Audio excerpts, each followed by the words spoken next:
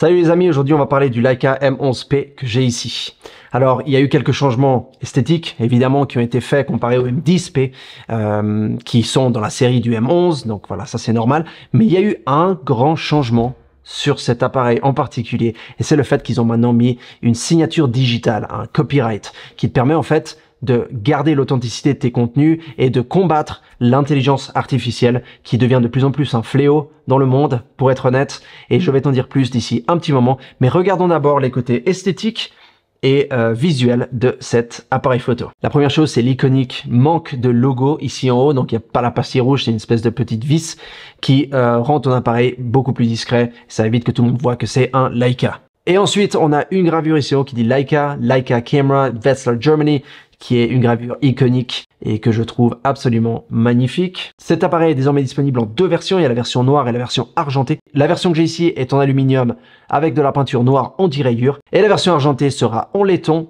avec une finition chromée. Le viseur à l'avant ici est en chrome noir. La vitre à l'arrière est en saphir, c'est très connu, le fait que c'est super résistant aux rayures, mais c'est pas résistant au choc. Donc je conseille de mettre une protection dessus pour éviter de le casser. Internement, on trouve 256 Go de mémoire interne, ce qui est chouette. J'adore ça, surtout pour le fait qu'on puisse faire le backup, la copie de sécurité entre la carte SD et la mémoire interne. Donc si jamais tu oublies ta carte SD et ou que tu filmes un événement et que tu as besoin de faire une copie de sécurité au cas où, de pas les perdre si jamais il se passe quoi que ce soit, tu peux le faire. Il y a toujours le capteur CMOS triple résolution 18, 36 et 60 millions de pixels pour les fichiers DNG et JPEG. Donc c'est à toi de choisir ce que tu préfères d'après ce que tu shootes. Parlons maintenant de la chose la plus importante avec cet appareil photo.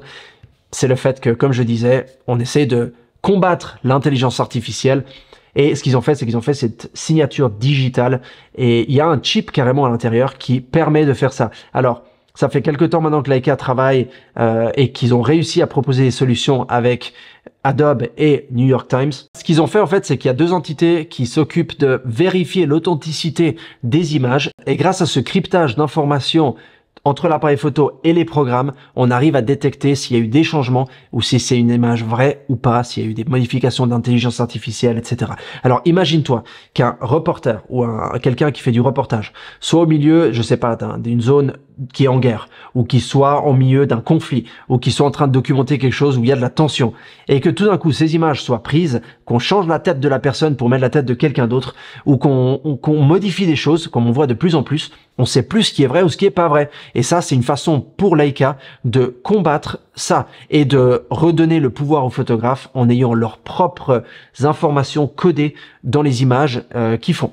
Donc, dans tout ce qui est les métadata, donc vraiment le fichier de base, dans toutes les informations du fichier, il y aura ce cryptage qui va en fait rajouter tes informations à toi et qui va montrer s'il y a quoi que ce soit qui a été modifié. Donc qu'on soit bien clair, il n'y a pas de filigrane sur ton image.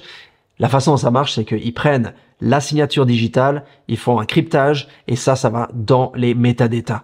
Donc de façon à ce que ce soit pas modifiable par qui que ce soit. Alors après, c'est sûr qu'ils peuvent faire une capture d'écran, les gens. Mais là, ils perdent toutes les informations, ils perdent toute la résolution, ils perdent toutes les données en fait sur l'image et ils peuvent pas faire grand chose et la résolution est tellement basse qu'on peut pas vraiment l'utiliser pour faire une vraie modification par intelligence artificielle. Tu peux évidemment aller vérifier les informations sur le site de Leica officiel, ils te donneront plus d'infos sur exactement quels sont les sites, comment ça marche et tout ça, mais pour une première prise en main et revue, évidemment la qualité des images est magnifique, ça reste un Leica M, mais il y a le petit plus qui je pense sera mis dans tous les appareils dorénavant et c'est vraiment une sécurité quelque part pour les photographes, moi inclus. Quand je fais une photo, j'aime savoir qu'elle est sécurisée et qu'elle va pas être modifiée par quelqu'un d'autre ou utilisée contre mon gré. Si tu as des questions, écris dans la section des commentaires ci-dessous, j'y répondrai dès que possible comme d'habitude, je ne laisse aucun commentaire non répondu et je te retrouve dans ma prochaine vidéo. Abonne-toi si c'est pas déjà fait et à tout bientôt, ciao.